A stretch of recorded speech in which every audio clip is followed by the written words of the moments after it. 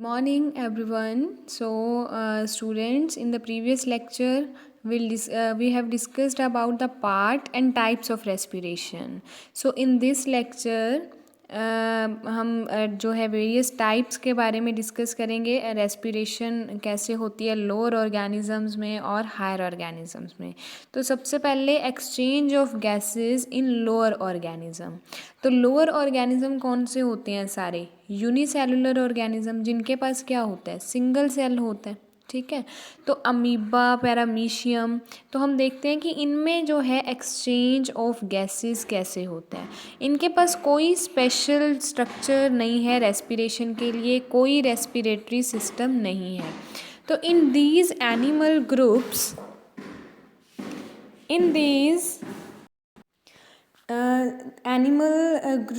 every cell of the body is direct contact with the water, so that there is a direct exchange between the oxygen and surrounding water, and you can say in case of terrestrial organism, direct contact with the atmosphere, and carbon dioxide of the body cell, demonstrating the principle of diffusion.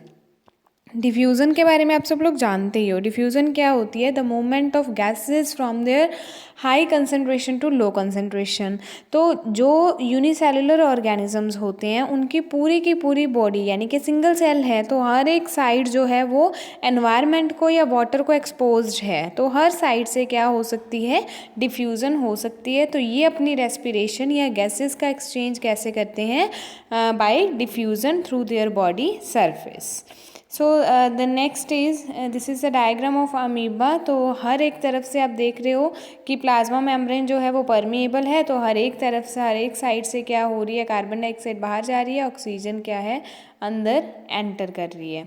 ठीक है, तो body surface के through lower organism में क्या होगा? Exchange of gases, या you can say respiration.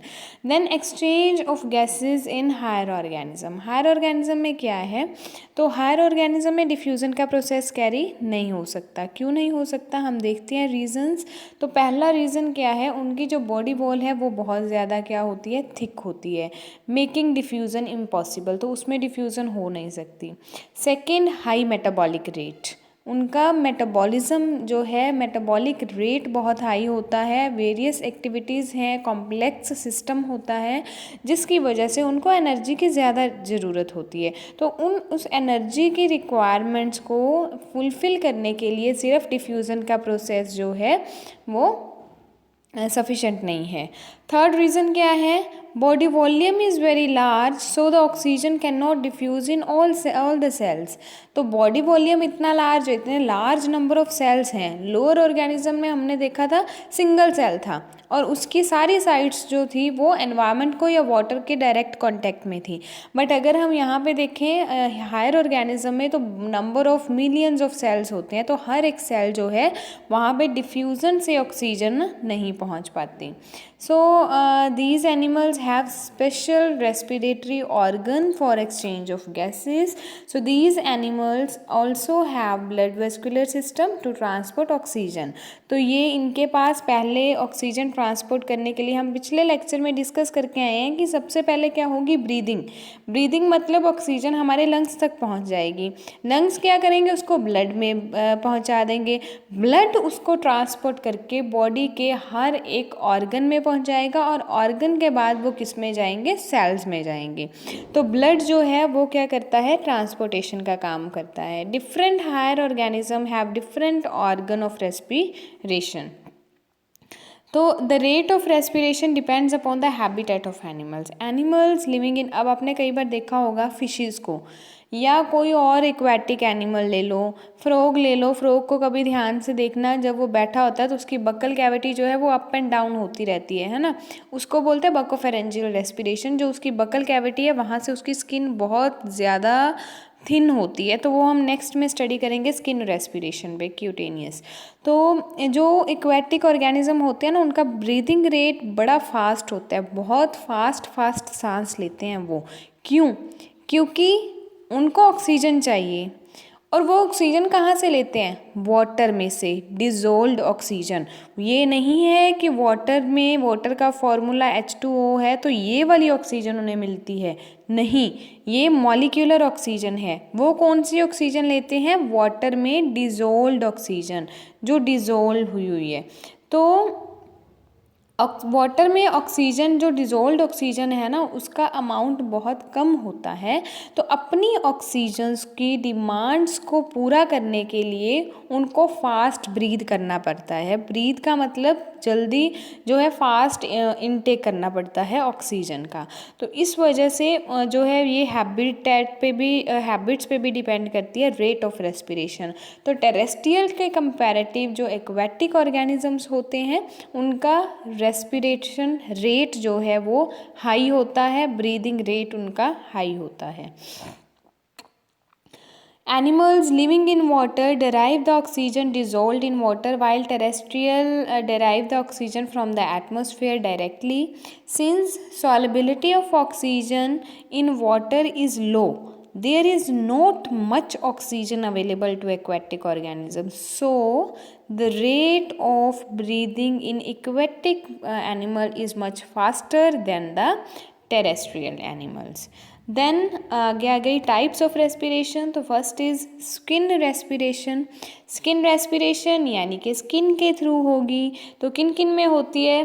Earthworm में, leches में और एम्फीबियंस में। एम्फीबियंस में फ्रॉग आ जाएंगे, अर्थवॉर्म और लीचेस एनिलिड्स में आ जाएंगे। तो अगर आप अर्थवॉर्म, लीच या फ्रॉग की बॉडी देखोगे तो हमेशा ही हमें वो क्या दिखते हैं? मॉइस्चर में।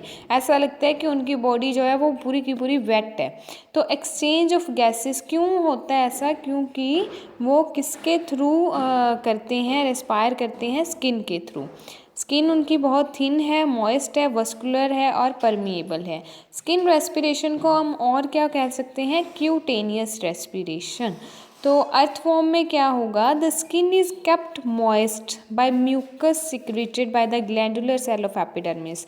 एपिडर्मिस यानी कि ऊपर वाली लेयर जो क्या बनाती है? स्किन बनाती है। तो उसके नीचे कुछ ग्लैंडुलर सेल्स होते हैं। ग्लैंड्स का काम क्या होता है? कुछ ना कुछ सिक्रीट करना। तो ग्लैंडुलर सेल्स क्या करेंगे? सिक्रीशन करेंगे और म्यूकस सिक्रीट करेंगे, जिससे जो अर्थवॉर्म की बॉडी है वो हमेशा क्या रहेगी? मॉइस्ट रहेगी। और इसी मॉइस्चर के थ्रू जो गैसेस हैं बाय डिफ्यूज़न उनकी बॉडी के अंदर एंटर करेंगी। तो स्किन रेस्पिरेशन को क्यूटेनियस रेस्पिरेशन कहते हैं, ये याद रखना है। Next is Gill respiration. So Gill respiration किस में होती है? जिसमें गिल्स प्रेजेंट होंगी। और गिल्स किन में प्रेजेंट होती हैं? जो पानी में रहते हैं, यानी कि जो क्या होते हैं? इक्वेटिक होते हैं। सारी की सारी फिशेस, कुछ मुलस्काज और जो प्रॉन वगैरह, ये टैडपोल यानी कि फ्रॉग की, पहले फ्रॉग की गिल्स होती हैं, बाद में वो गिल्स क्या हो जाती हैं? डीजनरेट हो जाती हैं। तो जो है गिल रेस्पिरेशन सारे एक्वेटिक ऑर्गेनिज्म में होगी। इसको हम ब्रैंकियल रेस्पिरेशन भी कहते हैं। तो इसमें ऑक्सीजन का सोर्स क्या है? वाटर। अपर का मतलब क्या होता है? जहाँ पे गिल्स प्रेजेंट होती हैं, अपने उनके जो माउथ है, माउथ वाले वो पार्ट को ही हम क्या बोलते हैं? Upper. So next is tracheal respiration. तो ये ऑलमोस्ट क्या है? ह्यूमन की रेस्पिरेशन के साथ थोड़ी बहुत रिजेंबल करती है। तो इनकी स्ट्रक्चर थोड़ी बहुत वैसी ही है। यहाँ से ये क्या है? पोर हैं जिनको हम स्पायरेकल्स बोलते हैं। उसके बाद ये ट्रैकिया शुरू हो जाता है। ट्रैकिया के बाद आगे फाइन ब्रांचेस में जो है डिवाइडेड है। और ये ब्रांचेस डायरेक्ट किस में खुलती हैं? बॉडी सेल में। डिफरेंस कहाँ आ जाता है? जो ह्यूमन्स हैं, ह्यूमन्स में ट्रैकिया के आगे डिविजन्स हो गई वेरियस, और उसके आगे वो डिविजन्स किस में? डायरेक्ट बॉडी सेल में ना खुल के किस में खुलती हैं? लंग्स में। तो इसमें क्या है? लंग्स नहीं होते। इसमें डायरेक्ट जो है ऑक्सीजन ट्रैकिया के थ्रू ही किस में पोर करती है? बॉडी सेल में। ब्लड का कोई रोल नहीं होता इसमें। तो यहाँ पर इसमें डिफरेंस आ जाता है। किन किन में होती है ये? कॉकरोच में, ग्रास हॉपर में। तो मल्टीपल चॉइस में ये आ सकता है कि कॉकरोच या ग्रास हॉपर या जितने भी इंसेक्ट्स हैं उनमें जो रेस्पिरेशन है वो किसके थ्रू होती है? तो स्पायरेकल्स। तो उसका आंसर है स्पायरेकल्स। या सेंटीपीड्स, मिलीपीड्स, कुछ स्पाइडर्स हो गए। तो इनमें respiratory organs are highly branched air tubes, जिसको हम क्या बोलते हैं? ट्रैकी। These trachea are connected to the atmosphere by minute respiratory opening called spiracle, या इसको हम और क्या बोल सकते हैं, स्टिग्मेटा। तो ऑप्शन में आपको स्पायरेकल्स भी आ सकता है, स्टिग्मेटा भी आ सकता है, तो दोनों सेम ही हैं। Each spiracle leads into a chamber called atrium from which main trachea arises. Main trachea आगे फर्दर डिवाइड होगा, रीडिवाइड होगा, तो एक इंटरकॉम बन जाएगा। इंटरकॉम मीन्स नेटवर्क, तो एक नेटवर्क सा बन जाएगा। ये सारी की सारी उसी की स्ट्रक्चर को जो है डिफाइन किया हुआ है। तो मेन चीज़ हम पढ़ते हैं कि in these animals oxygen goes directly into the body cell, blood plays no role in the transportation of gases, it is because the blood of these animal is colorless। तो इसमें कोई जो है कॉकरोच हो गए या जितने भी इंसेक्ट्स हो गए उनके ब्लड में हीमोग्लोबिन प्रेजेंट नहीं होती। क्यों? क्योंकि हीमोग्लोबिन का कोई काम ही नहीं है। हीमोग्लोबिन का वैसे काम क्या है, ट्रांसपोर्टेशन करना, किसकी, ऑक्सीजन की और कार्बन डाइऑक्साइड की। ऑक्सीजन को ऑर्गन्स के पास छोड़ के आना, वहाँ से कार्बन डाइऑक्साइड को उठाना। तो ये क्या कर लेती है, कंपाउंड बना लेती है, ऑक्सी हीमोग्लोबिन और कार्बामिनो हीमोग्लोबिन। तो यहाँ पे ब्लड का कोई रोल नहीं है, डायरेक्ट जो ट्रैकिया ही क्या करेगा, बॉडी सेल्स तक ऑक्सीजन को लेके जाएगा।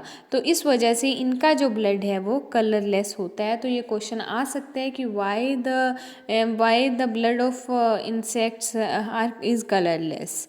तो दिस इज़ ऑल। नेक्स्ट हम जो वीडियो लेक्चर में हम कवर करेंगे रेस्पिरेशन इन ह्यूमंस। तो उस वीडियो लेक्चर्स के थ्रू जो है हमारा रेस्पिरेशन का टॉपिक कंप्लीट हो जाएगा। इसको आपने रिवाइज करना है और नोट्स प्रिपेयर करने हैं। जितना आपको वीडियो में बताया जा रहा है सिर्फ वही मेन पॉइंट्स आप लिखोगे, वही सफिशिएंट है।